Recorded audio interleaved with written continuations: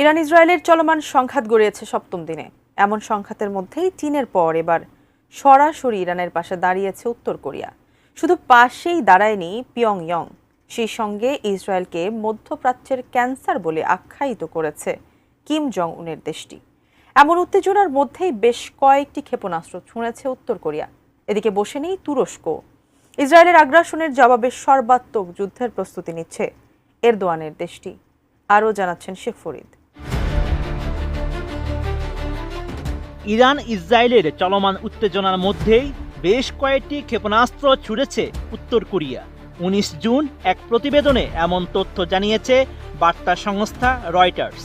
এছাড়া পারমাণবিক শক্তিধর দেশটি এই মিসাইল ছুড়েছে বলে জানিয়েছে দক্ষিণ কোরিয়া। রয়টার্স জানায়, রাজধানী পিয়ংইয়ংয়ের কাছে সুনান থেকে উত্তর পশ্চিম দিক থেকে 10টিরও বেশি মাল্টি লঞ্চার মিসাইল ছুড়েছে উত্তর কোরিয়া। দেশটি যেসব মাল্টি লঞ্চার মিসাইল নিক্ষেপ করেছে সেগুলো স্বল্প পাল্লার ব্যালিস্টিক মিসাইল হিসেবে বিবেচনা করে দক্ষিণ কোরিয়া।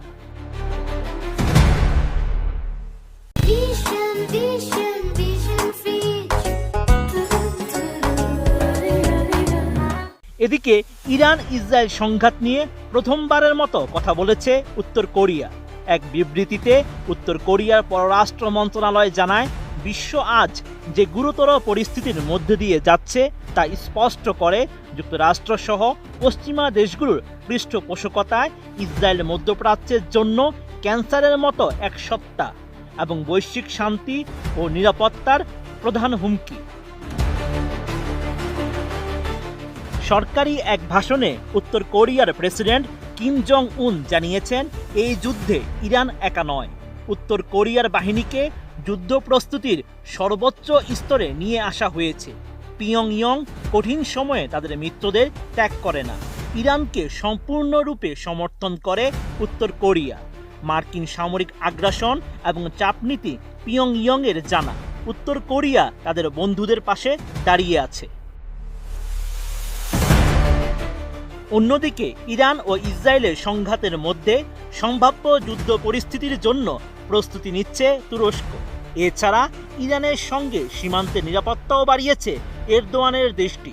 এমন তথ্য জানিয়েছে তুরস্কের প্রতিরক্ষা মন্ত্রণালয়। ১৯ জুনের এক প্রতিবেদনে বার্তা সংস্থা রয়টার্স জানায়, তুরস্ক স্থানীয়ভাবে বহু স্তর বিশিষ্ট উৎপাদিত রাডার ও অস্ত্র ব্যবস্থা নিয়ে কাজ করছে। এর মধ্য দিয়ে সমন্বিত বিমান ও ক্ষেপণাস্ত্র প্রতিরক্ষা ব্যবস্থা তৈরি করছে।